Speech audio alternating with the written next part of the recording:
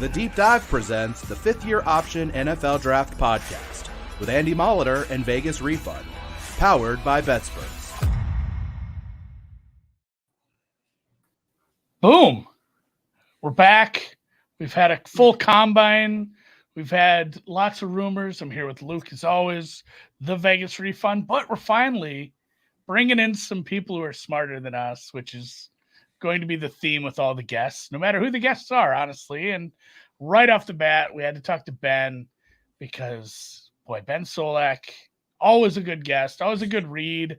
I like your videos that you make where you draw on the little charts and like how players are, moving around and playing. Those are always great. But God damn it, something you said the other day during the combine, after the combine, really stuck with me. We'll get to that later. But I think you've got pearls. The pearls of wisdom are just dripping off you, and I've been enjoying that. I'm going to enjoy that for the next 5-6 weeks here. Yeah, it's draft season is a good time, man. It's gotten bigger and bigger every year. The coverage of it, in my opinion, has gotten better and better every year. We do great stuff around the draft. It's a really fun market too. It's a good way to get your feet wet if you're just learning how to bet into these markets. Yeah, I have no idea. Somebody brings that up. Like, your audio is perfect and your picture is frozen and it's the creepiest smile, and I'm fine with it. Is it? Yeah. Oh no. Okay, let me figure it out for you. Yeah, maybe just flip your camera off or something. Not like with your finger, but you know what I mean. And yeah, the biggest thing was, and that's kind of where we're sitting this week, as you see more and more markets opening, and the biggest the driver of some of that is often reports or rumors coming out of the combine. But a big thing that drives some of those thoughts, rumors, ideas is just the performances at the combine. And I mean, just right to what you said in one of the chats we talk in right away was, you mentioned double counting. And the big part of it was mentioning it about Anthony Richardson. And we say that was like, maybe people who weren't paying attention as much, or people who, kind of tuned out until then. And Jesus Christ, like Eisen and everybody else who was like doing anything around the draft was just so excited about Anthony Richardson. And you kind of tempered things. You said, well, some of this is kind of double counting. Like, he was expected to do this. Like, he's a freak. People know he's an athletic freak. This isn't some huge surprise. She's still frozen. Yeah, the I kind of dig it. I'm gonna. Yeah, it's fine. Yeah, I'm sorry, fellas. I'm frozen. Let me see if I can. Let me.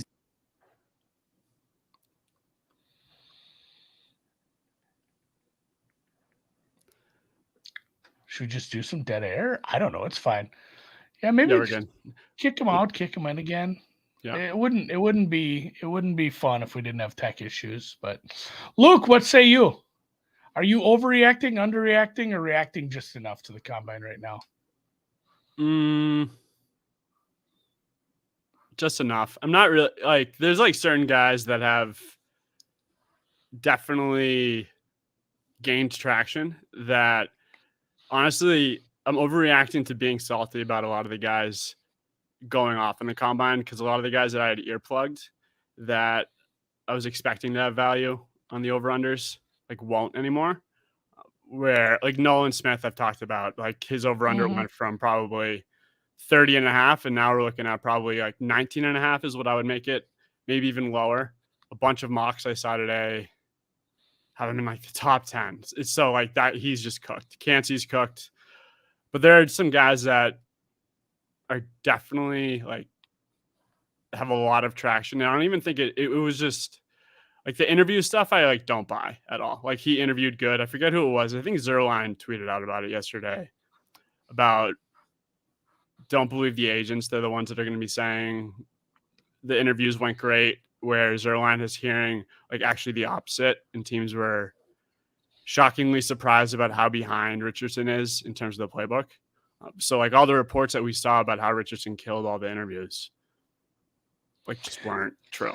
Yeah, no, and that's the thing we talked about just week in and week out when we have these conversations with each other, and now you guys, is the vetting of your sources and trying to figure out where it's coming from, and this is such a huge part of the NBA draft last year. Is a lot of the information was coming from And, it wasn't super public knowledge. We know some people who knew some people who knew, basically an agent. And it was, hey, a lot of this information is coming from an agent of one of the top 3 players. So, like, how much can you trust that? Because they have to bump their guys up. They're getting 10%. And that's the thing. When you hear stuff from agents or it's not from a source you'd actually believe in, like, you just do take it with a grain of salt or just call it straight up bullshit off the bat. And that's, like Brugler. We trust Brugler. We trust Dane. That's going to be a good enough information source for me most of the time. And I think I have the quote written down here. He says, he was fine in meetings, but there's a lot of work to do. And I think that checks out. Kind of with my feelings and what some of the smarter people had said about him. And, the same thing goes with the Bryce Young. Like, it's very believable that he's very, ahead on, reads and, just playbook shit because he went to Alabama. And, this is an NFL kind of factory at this point. So that stuff checks out. And then, the comparisons to the fun one for like 3 days was everybody just saying like, hey, Ben, you fixed it. Behold, I'm so sorry about that, fellas. The second we went live, my StreamYard just lost it, couldn't handle it. I know it was funny that you were frozen, but you'd still talk. That was creepy, honestly. It was like one of those Annabelle movies. Yeah, and I was because I saw it freeze, and I was like, it's like a couple seconds, it'll pop back in, and then it never did. So sorry about that. Glad to be back. So you're right. So like you were at the combine, right? Yep. So give us a play-by-play, like from start to finish, how to go, impressions, what you've heard or hearing. So yeah, they're redoing the schedule every so often. They've done it. They've redid the schedule a couple years ago. They wanted to get the drills kind of in prime time, and now they've kind of let the ship sail on that, and they've got the drills, during the afternoon. And so they've been kind of like figuring out the optimal schedule. This setup was really, really nice. This worked really well, I think, for the players. The players are going to have long weeks no matter what. They're going to have long days. But in general, they got to test like in the afternoon after not a super rigorous morning. We didn't have running backs doing the 3-cone at midnight the way we did in years previous. I think it was good for them. I think you saw, obviously testing, like the amount of players who test is still down. But overall, like it wasn't like a precipitous drop off like it was that year they moved into prime time. So I thought that was a really good setup. It definitely was weird from the media side because like interviews would happen at like 8 a.m. and then nothing would happen until 3 p.m. So we were just like sitting around like, you want to get lunch? Like there's a weird sensation on that side, but who cares about the media side? You know what I'm saying? This has got to work for the players. It's got to work for the teams. Teams said that they enjoyed it. Scouts I talked to said it was a good setup. So overall, I thought it went well. And then they got rewarded by getting those quarterbacks out on Saturday because quarterbacks put on a show. And that was a really, really fun quarterback and wide receiver drill session to watch. And so I thought they did the combine very well. I thought Indy does the combine very well, as all sports writers have to say. And excited for it again next year. Yeah, the primetime thing, I remember that was dumb. Like I can see, hey, let's have the wide receivers run in primetime. Just let's save the 40-yard dash of the wide receivers for like Thursday after like 6 p.m. because people would sit down and watch that.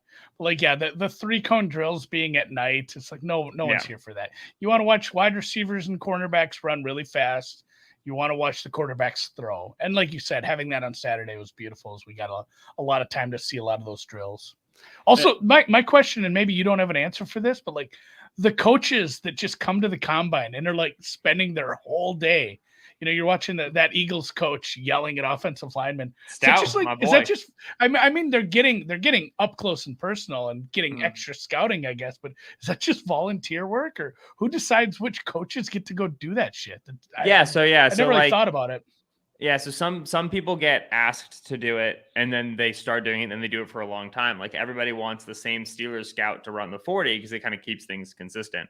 Stoutland, who's the Eagles offensive line coach who runs those offensive line drills, is another example of that. Stoutland's known in the league as one of the best offensive line coaches and developers, period. Right? Jordan Mailata comes in as a 7th-round pick. He's had Lane Johnson for his whole career, had Jason Kelsey for most of his career, Isaac Seumalo. Like all these guys went through Stout. He's been the Eagles offensive line coach since 2013. And Stout, when you talk to him, I did a piece on him for the Super Bowl. He believes very strongly in his approach to evaluating offensive linemen, which he won't go into detail of. It's like the secret sauce, right? But he talks about his critical points, and he talks about having to see them in person. And so the league loves it because they know Stout will put him through a good workout. Stout loves it because he feels like he needs to be there in order to evaluate these guys. And the Eagles love it because they have a really good offensive line. And this guy's a big part of the reason why, and his process is a big part of the reason why. And so you get guys that are like always doing it because they've always done it because the league wants them to do it for consistency.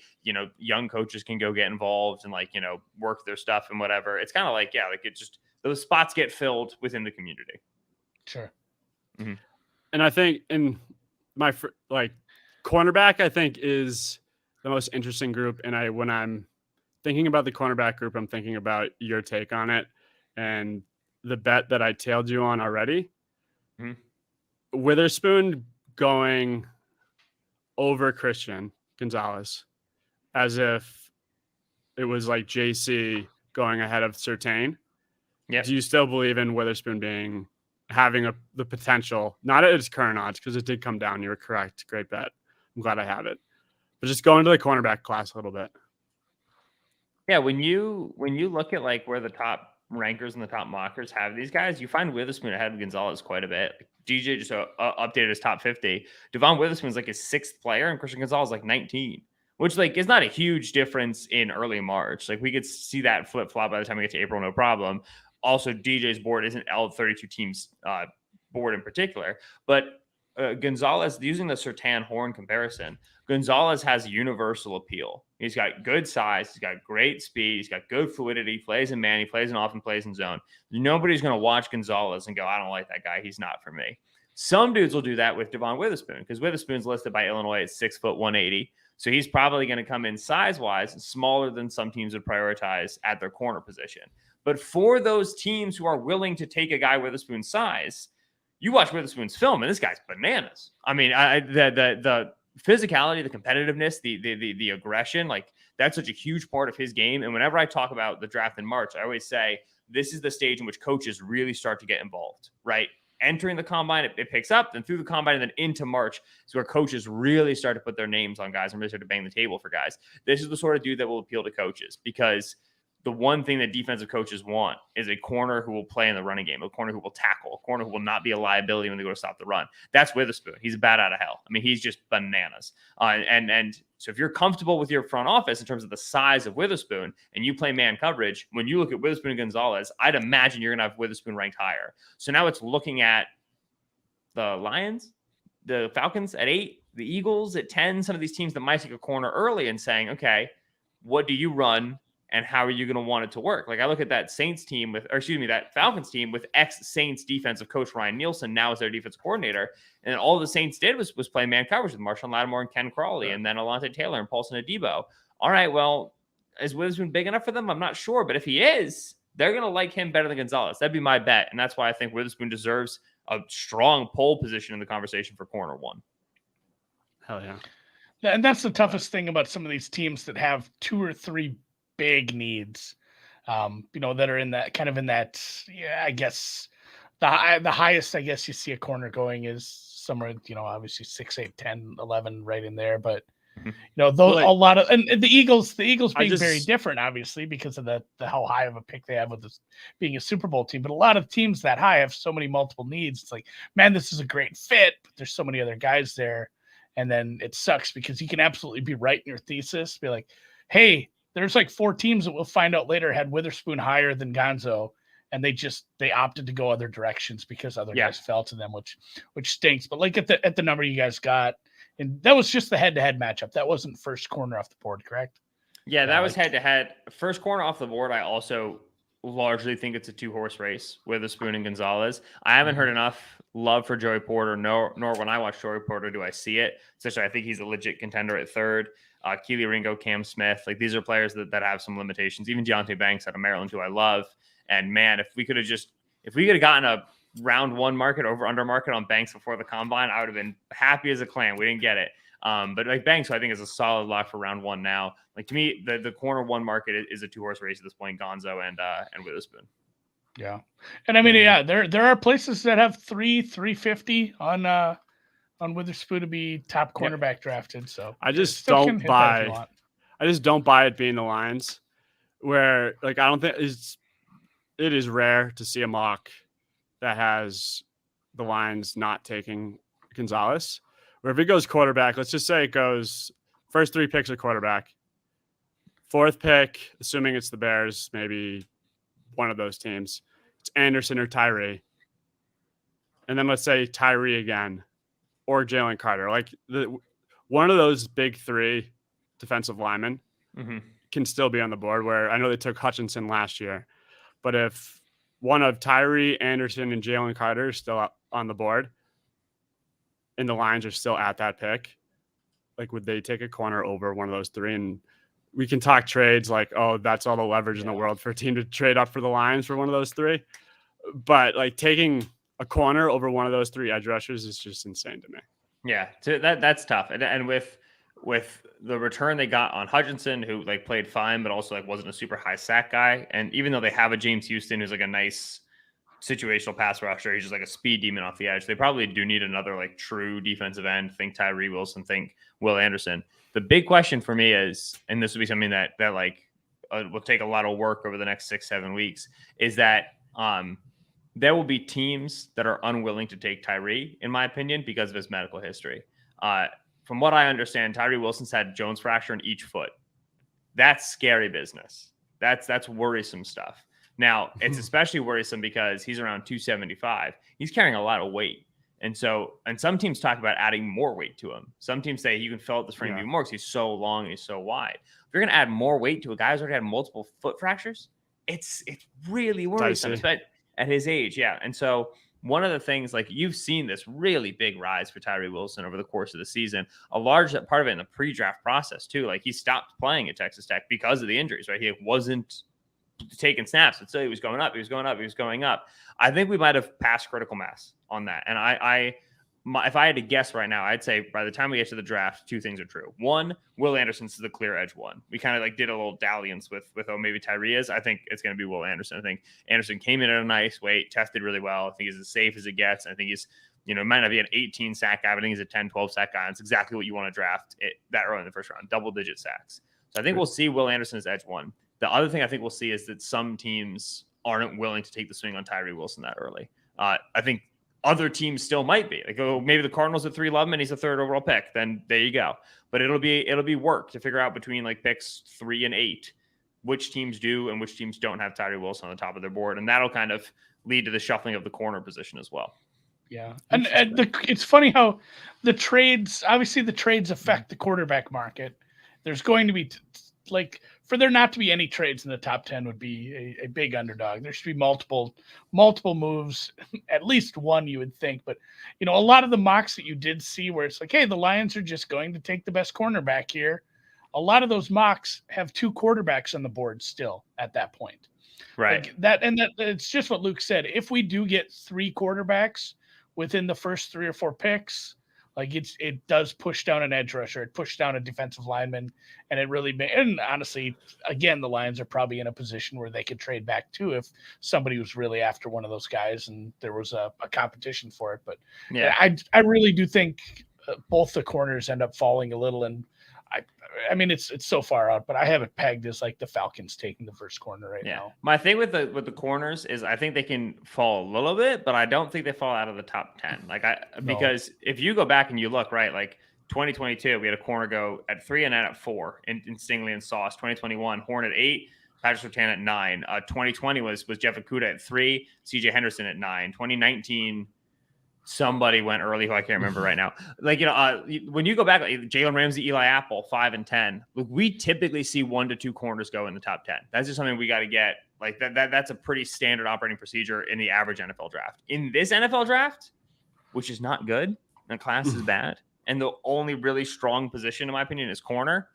Yeah, I think once we get out of that weeds of like, okay, the blue chip defensive players and the top quarterbacks, I think the first thing that NFL teams will start defaulting to is that corner position. So if I had to guess right now, if you gave me over under 1.5 corners in the top 10, I'd still lean over at this point.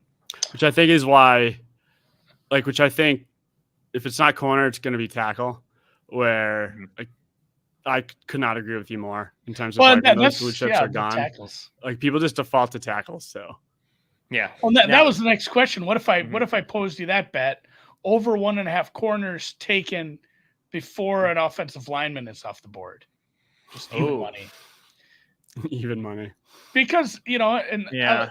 that supposes like, where's Miles Murphy landing in the draft? Where are all the cornerbacks gone? Are you at you're at the point where the three main defensive players, the four quarterbacks are gone, maybe two corners, and you still have to fill something in, at that point, because my current mock isn't done. I have my top 10 ready, and I have corners at 8 and 10 right now. And that's kind of where I'm going to probably be for the next few weeks until things change greatly. But I've had trouble like smashing Paris Johnson into the top 10 a lot. He's landing 11 an awful lot of times for me. Yeah. I'll be interested to see what Atlanta does with Caleb McGarry, right? There was that report the other day that Atlanta is to let McGarry hit the free agent market, which McGarry played quite well for them. And they have a decent line, but they could use improvements at multiple spots. And if they let McGarry walk, there's a big hole at right tackle. So then if they let McGarry walk, Atlanta becomes a big offensive line team for me. Though I would say that like that Arthur Smith offense in Tennessee and then in Atlanta, they've done a good job getting middle round guys to work for them. So it's not necessarily a spot where they might feel like they have to go early. Then Tennessee at 11 is the same thing, right? Where it's, they clearly need offensive line help, but they've been drafting second round, third round guys. That's kind of been their MO. So it does become tricky to find the dude. I also would say like Paris Johnson, Peter Skoronski, DeJuan Jones, and then Darnell Wright, who just is Darnell Wright's film was just so good. I've been so impressed by Darnell Wright since the moment I watched him. There's a lot of good tackles. None of those guys to me looks like the top 10 picks of old, right? Like even like, like we want to say like, oh, Tristan Wirfs, but like even like the Andrew Thomas and Jedrick Wills of that class, that right? was like just such a rich draft. Yeah. So I do think that while the top of the tackle class is dense in the same way the top of the corner class is dense, I do think overall the corner prospects are better than the tackle prospects. The tackle prospects much more so read to me like 10 to 20 guys, while the corner guys are like, oh, these are top 10 guys. Yeah. And then it becomes the equation of positional value plus how bad do we need that position, plus, how good do we evaluate this guy compared to what we can get in free agency, or possibly just waiting on this till next year, or do we have somebody in-house that we could possibly develop instead of wasting this pick on something we don't think has high positional value at this part of the draft, which is such a, honestly, and that's one of those things that just varies from front office to front office, which every time there's a new GM hired, it just sucks to try to figure out stuff. Although I did find out Austin Fort he grew up in my area of Minnesota, or he is at least from there. So I'm working on that, because he would have graduated 5-6 years ahead of me if he did stay, and I dated a girl from over there. So it's there's going to be maybe some digging to see if we can get a connection. It's not going to happen, but it just made me laugh. So yeah, it's a pain in the ass to figure out some of the new GM tendencies, and also I never understand what Arizona's after anyway. Well, luckily they're just in kind of a nice spot where it's like, hey, you just take best defender or you trade it. So it's not a stupid decision to be made, I guess, at that spot. And where do you have, so like wide receiver market going into the combine? Quinn Johnson was the favorite. And then you had Addison, Hyatt, Flowers, I would say, were the top four. And since the combine's over, Jackson is the clear-cut favorite. I think he's even at like -110 now. Yeah. Hyatt's falling. Quinton's falling. Flowers is definitely creeping up. But do you think it's Jackson and Flowers at this point? Not Flowers going ahead of Jackson, but 1-2. I would say to me, the rate, like I would put 4 guys in there to be the first wide receiver drafted. I put Jackson Smith and Jigba, Zay Flowers. I would still leave Quentin Johnson in there, and I would still leave Jordan Addison in there. Excuse me. I think having Hyatt that heavy of a favorite at this stage is too rich. To me, I'd be looking to fade that. Hyatt is a delightful little player, but he is a slot player. He's a limited player, right? He fits a role. And that's the thing, is like this entire wide receiver class is role guys. Like you use this dude specifically in this way. So you only take him if he fits for your team. I have very little exposure, like the first wide receiver market at this stage. And really the only exposure that I'll be looking for is like team to wide receiver pairing based off of who makes sense for who and who fits whose parameters, right? Like circle the Packers at 15. Say the Packers are going to go draft the wide receiver, like hypothetically. Well, I know the Packers don't draft smalls. So I'm going to take the Packers to go get Quentin Johnston. I'm going to take the Packers to go get Jalen Hyatt, and then I'm going to leave that there. Look at the New England Patriots, and they lose Jacoby Myers, and I know how much they prioritize slot receivers. Well, I'm going to get them Zay Flowers. I'm going to get them Jackson Smith-Njigba, and then I'm going to leave it there. And I'm going to see if I can hit on those more than I can go for this market because, like, as we experienced this last year, trying to figure out the top of that wide receiver market, right? Where it's like, who's going to be wide receiver one? Jameson Williams, huge, Steve, the week coming up into it. And, Garrett Wilson's been the favorite, but Drake London's been here. And then it just turned out to like, all right, all these guys liked everybody. And it was just who drew the first blood. And it happened to be the Falcons at 8 with London. Like anybody could have hit on that market. To me, that this class will be similar in terms of the noise. There's a body type for everybody. There's a skill set for everybody. So I don't want to be exposed on first wide receiver. I'd much rather look for exactas and see if I can hit one of those and cover my losses elsewhere. Now we're talking. Like that. Mm-hmm. And not only that, like you said, like if you need a slot receiver, and there are guys to fill that, but there's just certain teams that need wide receivers that high enough that aren't gonna. I don't want someone who's or you have some of these tweeners. I guess if you Addison, I consider a little bit of a tweener. He's not he's smaller than JSN, but it's a different kind of receiver a little bit. I mean, Addison is like imploding in terms of like the mocks that I'm looking at. I mean, just like mocks from pre-combine to post-combine. Addison, like by a long shot, is the guy that's falling the most. I guess did people just not know he was that small, or so it's slow, right. I guess. That's the thing is it's like there's just so many smalls in this class. It's just a small wide receiver class. In December, Addison had something that made him distinct. It was the Biletnikoff Award that he won. Well, here in March, when you go out, you run like kind of a 4.5-ish, and you come in at 173. Now you don't look as distinct from Jalen Hyatt, who's the same weight but faster. From Zay Flowers, who's as fast but heavier. Right now, like you lose your sense of distinction, so you start to fall in the mocks. I think Addison's fall has been too far. But if you had given me a market on like his average draft position on those pre-combine mocks, I would have been hitting over in a big way. Because like the Biletnikoff is great. Congratulations. This is a 173 pound wide receiver. In the NFL, like that only works if you're Deshaun Jackson. And he is emphatically and evidently not Deshaun Jackson. Give me a percentage. Let's just say any trades that occur in the top 10 occur between top 10 teams. We get to 10, 11, 12, and it is Eagles, Titans, Texans. Like what percentage would you say is it the first wide receiver is a Houston Texan? Is it as high as like every mock is making it, or I don't think so. Do we go a little further? Like, does it go further than that? I look at Patriots, Packers, and that's where I start to think our first wide receiver market starts to make more sense. People get like Zay Flowers all the way down to 21 at the Chargers. I don't know he'll take that long. I saw Galco from the Shrine Bowl today tweeting about how there'll be 2 wide receivers top 20. I'm not sold on that. I do think this is a class where we're going to see like the first one go in the teens and then they start to move in those early 20s when teams get sweaty. I think forcing a wide receiver to Houston is at this point like the wrong read in the room. We're just firstly, They took Mechie. Nico Collins has looked good for them. Like, all right, they're going to lose Brandon Cooks. Okay, well, like, guess what? Like, Brandon Cooks wasn't, like, powering the highest passing offense in the league. It's like, it's a loss, but it's not an enormous loss.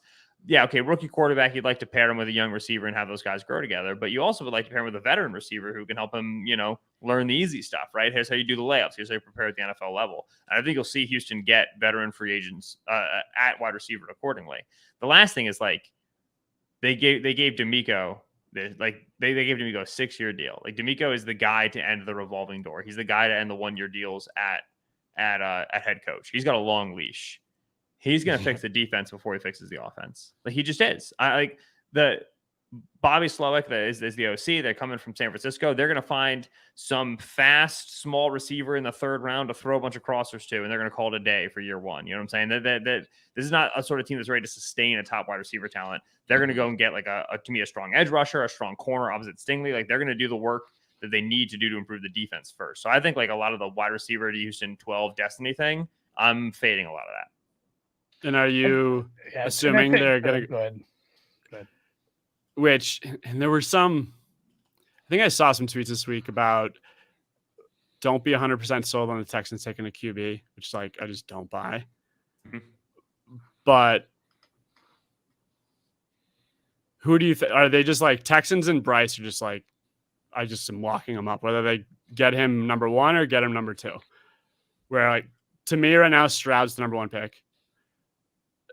And then Bryce, and then Richardson. And I think it's the Colts trading up or Panthers, which is DraftKings came up with the number 1 odds earlier this week, which were just insane. Yeah. Mm-hmm.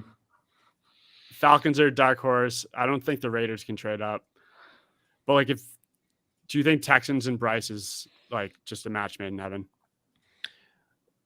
Sure, with all of the information that I have. But the information I don't have is how are they going to feel about Bryce's size? And so every Bryce Young match made in heaven, fit, he makes sense for the Texans is conditional on the assumption that the Texans are fine with a quarterback who's 5'10", 204 pounds, which is not even really 204 pounds, 194 pounds. He's probably more like 184 pounds. I say this all the time whenever anybody asks me about Bryce Young. There are going to be 8 to 16 teams that have him on the board. And then there's going to be the other half of the league and probably more than half of the league, majority of the league, that just simply does not rank him. Nope. If they rank him, they rank him 3rd round. This is where we start taking size outliers. He's obviously not going to be there, so functionally he's not ranked. I don't want to put Sharpie on Bryce Young anywhere until I start to get leaks. And with the Texans right now, if we had hopped on in March 9th? March 9th last year, the 3 of us, covering the draft, betting on the draft, and we started talking Texans, would any of us have said the name Derek Stingley at any point in the entire conversation? No. Nick Caserio from the Belichick tree, really, really good at playing his cards close to the vest, really, really good at keeping his information internal. If I could get one thing in the entire world right now, I would get the Texans' internal opinion on Bryce Young, because I think that'd be the hardest thing to get over the course of this draft cycle. If I get that piece of information, I would go get it. So for me, a lot of dominoes fall off of that. Yeah. And it is weird. The more I've thought about this, it's I've been really married to the Texans take Bryce, and then the Texans take a wide receiver. And for some mind, it's always been Quentin Johnson in my brain. I think it's because he kind of reminds me of Andre Johnson. But you got it because Mechie's fine. We didn't get to see him play. Not the hugest guy, but Nico Collins is. I think Nico Collins is even taller. He's a huge dude on the outside. Nico's you don't need a 6'3", huge guy. Yeah. The other thing that we have to remember, talking draft, March 9th, always great. The Texans have $41 million in cap space right now. They're going to get some guys in the building that are going to change our perspective on what they need and what they don't need, right? 100%. If this team just goes and gives a solid bag to Jacoby Myers, it does not preclude them from taking that wide receiver at 12, but it affects our view on how certain that is, right? And that's always the thing to remember. Right now, if I were to make a short list of teams that I'm refusing to generate a strong opinion on yet, because I don't want to get my heels dug in, Texans are way at the top. They have way too much capital in terms of cap space, way too much capital in terms of draft capital, and a general manager who plays it really tight and a new head coach. I cannot pretend to have a read on this team yet. Call me in April. Hell yeah. Yeah. With free agency pending next week, we're starting to get some tags and some information out, but that's really going to start to open up some eyes, open up some doors, and figure out what direction teams are going. And it's funny too. I've listened to some free agency shows, some podcasts, and it's crazy how the off-ball linebacker that just you don't draft anymore. It's there's a bunch of them in free agency too. It's funny how it's funny how the invisible hand of the market just takes these positions that we don't use as they're not as high of a positional value anymore. It's there's a bunch you can just kind of go grab anyone you want off the market at this point because no one's going to draft one anyway. Yeah, the linebacker class, scary stuff this year, man. Scary stuff in the draft. Yeah. Is there any situation? I suppose you got to have somebody where are you kind of pegging linebacker falling? I guess I think I've probably seen a mock where you just end up with the one or maybe even none. I don't know. Yeah. Maybe am I speaking out of turn there? No first round linebacker at all. I'd be shocked if Drew Sanders doesn't go round one. Young kid out of Arkansas. edge build. You previously played edge, played off ball for that Arkansas defense. Just like if anybody in the league is Micah Parsons pilled, and I'm sure many of them are, they're going to watch Drew Sanders and go, "Oh, I can do that," and they're wrong. Like they can't just make a Micah Parsons. But like that's yeah, exactly. That's going to be the theory. So I'd be very surprised if Sanders falls out of round 1. And when we start getting into teams that just draft good players independent of what they need because they're good players and they know how to develop them, New England at 14, Steelers at 17, Ravens at 22. Yeah. If Sanders isn't off the board by then, he's going off the board there. It's just you don't get 6'5", 240-pound guys who can run and hit. They don't come out that often. Right. So like I'd be surprised if he doesn't go round 1. And then Trenton Simpson and Clemson, I think right now would be a slight lean to go round 1, but it wouldn't be much more than that. Sanders is the guy though that'll save the linebacker class from getting blanked. I mean, that checks out too. If you have a guy who can play, like, hey, you can play edge, like this is fine. Like even if they can go make like, hey, we can make like a 70% Micah Parsons. Like that's still pretty solid work if you can go do it. So yeah, that checks out. And do you have Washington in round 1? How many tight ends in round 1? Oh God. So yeah, I think that Mayer's a lock. Kincaid is a lock. If either of those guys doesn't go round 1 at this stage, you'd be very surprised. I think Washington is your third tight end right now. The league did it we did a little Luke Musgrave thing, but like he's got a ton of injury history and he tested fine, but like he didn't blow it up. And there were people saying he was going to blow it up and he didn't. And so to me, I think Washington is your tight end 3. In a normal class, I tell you he's not going to go. And I think he goes, somewhere in the late 30s, early 40s. This is a pretty bad class. There's a decent shot. There's an outside shot. Finding the home is weird, right? Like Philadelphia, no. Cincinnati, like they could do it just because screw you, we're Cincinnati. This is going to be hard for you to deal with. And I respect it. So for Kansas City, like that would make sense. Cincy, sure. Buffalo, don't think they need to. Dallas, even if they let go of Dalton Schultz, I think they like Jake Ferguson. The Giants need actual pass catchers. So it becomes hard to find. So if somebody's taking him, they're taking him on luxury theory, which guys, people late in the draft can do. The thing is, for as well as he tested, Washington doesn't look on tape to be that crazy of a mover. I could not agree more. Yeah. Cannot agree more. He's got prehistoric syndrome. He just moves like a dinosaur. You know what I'm saying? Those cats weren't, fluid. They're just big guys moving fast. And so I could see it, and I think we'll learn more as we get closer. He'll be another guy that I think if he's going to go round 1, they'll start talking about it and we'll know. But as of right now, I'm still a little bit on the fence. I was gonna get to tight ends. I'm glad you brought that up because you see people getting awful excited after the combine. You've seen some talk of is this 4 tight ends in the first round? It's yeah, it's there's so many other important positions though, and I just don't know if there's 3 or 4 teams that are going to prioritize it. I like what you called it. Hey, this is a luxury pick. We have a good team. We have other needs. The guys that we have at those needs that are on the board, they're not our favorite, and we're gonna take a really good tight end here. If we get to pick 31 and Darnell Washington's still on the board, we are all going to be rooting for the Chiefs to take him just because that'll be funny for us. That'll be a great time for everybody watching and be like, that's hilarious. I don't know if the Chiefs can do that at this stage, but maybe they can. Since the hey, there's going to be 12 top 100 tight ends or whatever DJ said, there's been a lot of let's find a way to get all the tight ends in the top. And I get that. I just think that team, when it comes down to brass tacks, teams are going to look at the 5th or 6th best corner in this class, legitimately that low down the corner class and go, premium position, that guy's still really good. I can wait on my tight end foolishness in the top of round 1, and then maybe we see a big surge round 2, round 3.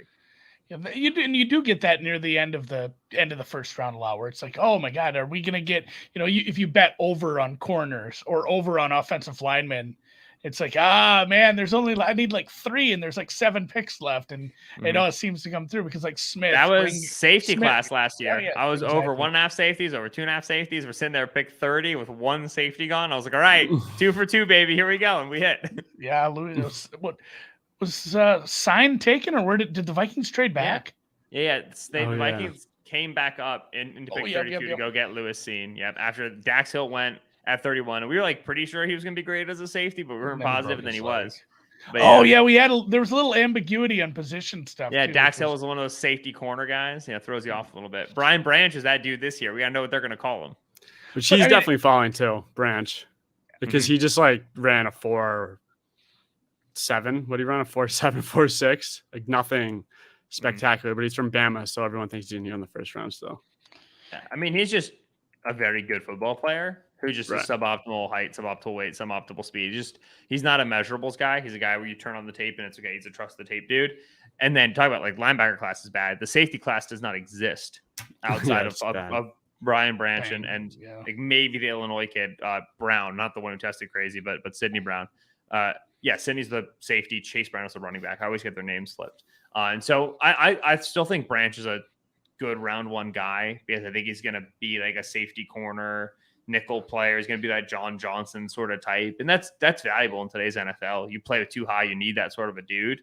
But yeah, it's Branch was always going to peak in terms of hype at the end of Alabama's season. And then it was going to kind of settle down somewhere else. Because even watching him, you're like, yeah, this guy's a little small and he's not insanely quick. So it's a trust the tape, trust Saban sort of a dude. Right.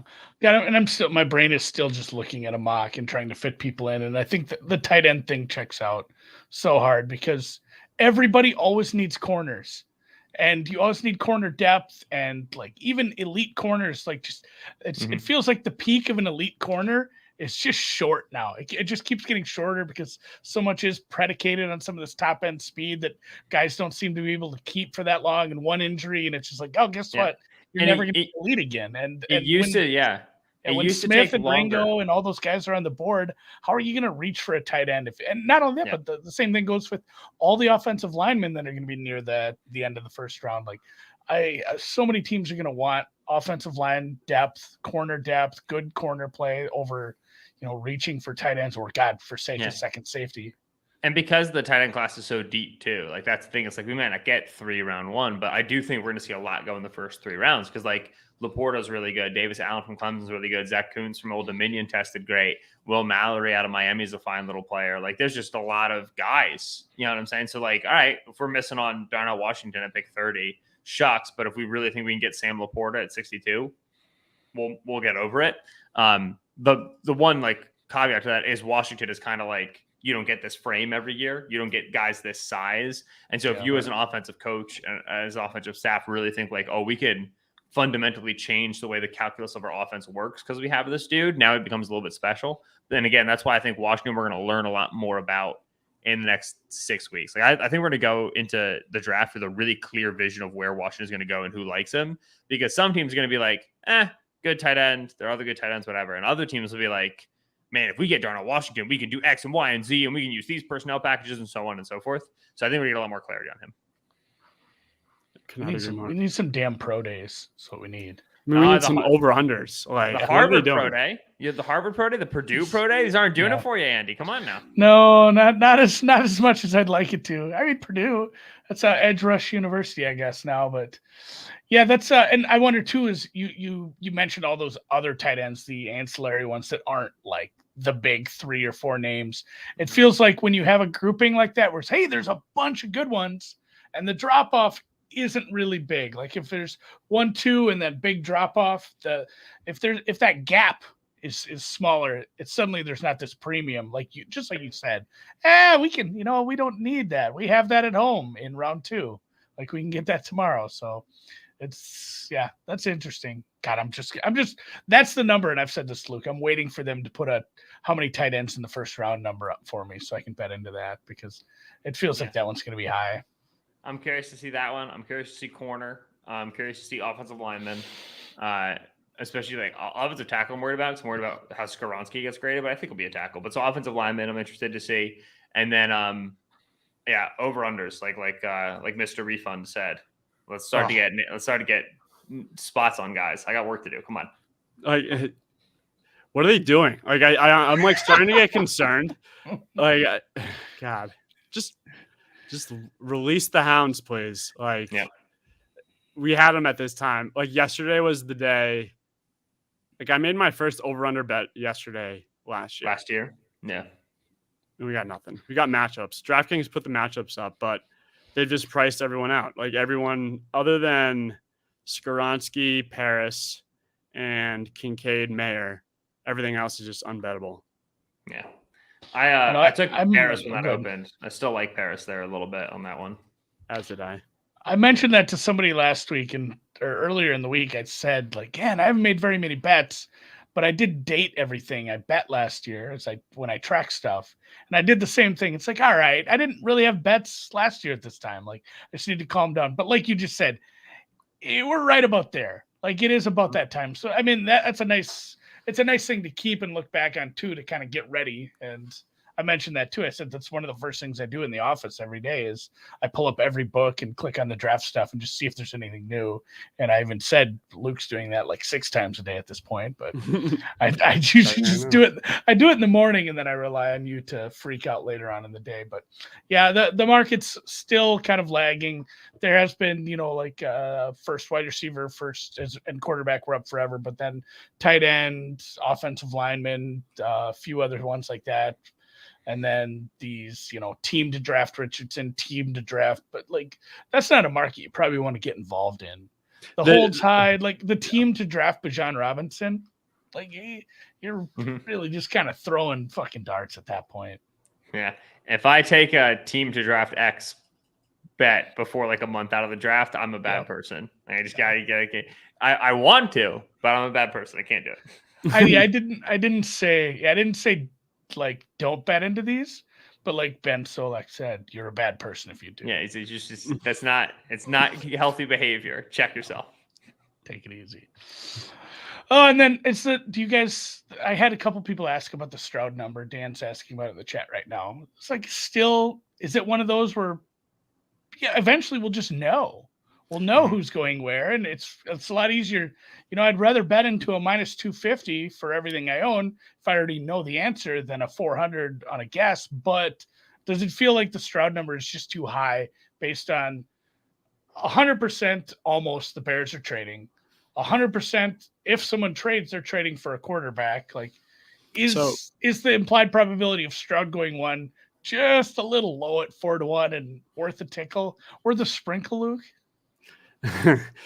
So like the common theme is Bryce shouldn't be minus 200, which like is fair, but the books have just brought the Richardson and Stroud's odds down too much, where like any type of money is moving these lines where they're just not enticing enough, where Stroud at 300 and Richardson at 300, like no one is betting into those numbers to bring Bryce back down to where he should be, right? Like Stroud at plus 300, like sure, like might as well, I guess. I would not bet Richardson plus 300. I would not bet Bryce minus 200. FanDuel has the best Richardson number. I think it's plus 550. But like at this point, it's just better off waiting until if we start getting a better idea. Because right now we're just taking bullets based off of our personal opinion, which that's like the no-no. But at these numbers, we're like Stroud at plus 650. Hell yeah. Plus 300 now. Yeah, there's some 4s in the market, and it's one of those, like, if you have to have a bet on first overall pick right now, you made me bet any of those prices, it would be Stroud for sure at the current definitely. Numbers. Like, I'm positive that if you take Stroud plus 400 right now, at some point in the pre-draft cycle, you will have great CLV. I'm not positive that by the time the draft comes, you're going to have great CLV. And that's what are we betting for now? We betting to have it, or we betting to cash in on it? So like I have a lot of Levis exposure from preseason. I have a lot of Richardson exposure from in the season. I could continue to take Stroud and then at that point be fully and completely fading Bryce Young as QB1, which I think would be like correct and accurate. But the amount of capital I'm putting in on that, right? The amount of money I'm just spending to do that, to me, I'd rather hold it and then, like you say, Andy, spend it when I know who QB1 is going to be and get the line that I get. And that's why, like with information markets, obviously it's never fun to bet into minus 200 as opposed to plus 400. But with an information market, it can still be the correct approach. Yeah. It's like, would you rather have 3 hours to take the SATs, or would you rather have 20 minutes to take the SATs, but you get the answer key? Right. Like we can be patient and do this tomorrow when we know more. But I mean, Ben's absolutely right. Like at some point, this Stroud number does start to drop down. It just feels like there's been big gaps in coverage until we saw the combine. It's like, hey, he looks really good as a quarterback throwing the ball, and everything's accurate, and the motion looks great, and it looks like he could probably play in the NFL. It was like the first time we'd heard about him in a month. It was all just Bryce's weight, and Richardson is going to test well, and it's like Stroud didn't exist after the Georgia game for a while. Like that was very exciting, and then he just went away. Most important thing to remember is that at this time, a few years ago, it was between Sam Darnold and Josh Allen for the number 1 overall pick. It was going to be one of those two for sure. And then it wasn't. And that's always the cautionary tale to remember, is that when you have a dense quarterback class, not to say this class is going to be as good as that 2018 class was. I don't think it will be. But when you have a dense class, the league's going to be all over the place on the guys. And so until I know who holds the first overall pick, I don't know who QB1 is. I know who my QB1 might be. I know who I might think consensus QB1 might be. But nobody cares about that when push comes to shove. We care about who owns the pick and who they pick. And it's a dense class, so it's going to be different guys for different teams. Let's kind of close on the first overall pick, just as far as, that is the biggest thing. Like, who holds the pick? I'm not even going to ask you, like, who do you think trades with the Bears?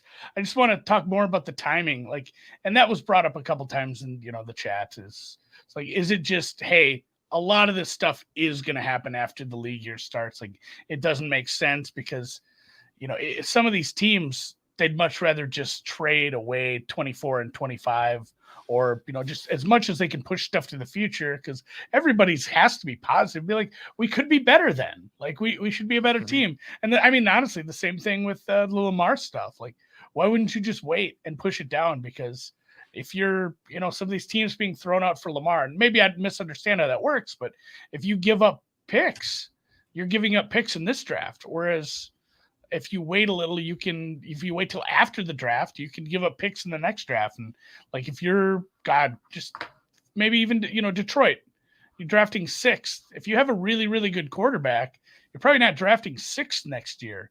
Like, just the value of the first rounders changed quite a bit. And I don't know how that affects the negotiation at all, but are we just impatient? Is all this fun stuff just going to happen weeks and weeks from now? It'll be funny if Rodgers it's traded in it's traded as we're talking. Yeah. So the thing to remember with the new league year aspect is this. Yes, teams can't trade their 2025 picks until the new league year begins. They can still talk about it, right? It's not like Ryan Poles goes, "Hey, 2025 first," and Scott Fitterer goes, "I have one of those? I got one? Not until March 15th. I don't." Like, they still talk about it. And they still agree to a structure, and then they leak it, and then it gets announced. And that's how we know Chuck Clark is going to be traded to the Jets. Yes. Once we get to the period of time in which Chuck Clark's allowed to be traded. So I think that if we learn about a trade for the first overall pick, I think we're going to learn about it within the next few days. I think we'll learn about it before March 15th, and obviously happen on March 15th. But I think we'll learn about it within the next few days here. Ryan Poles, the Bears general manager, has been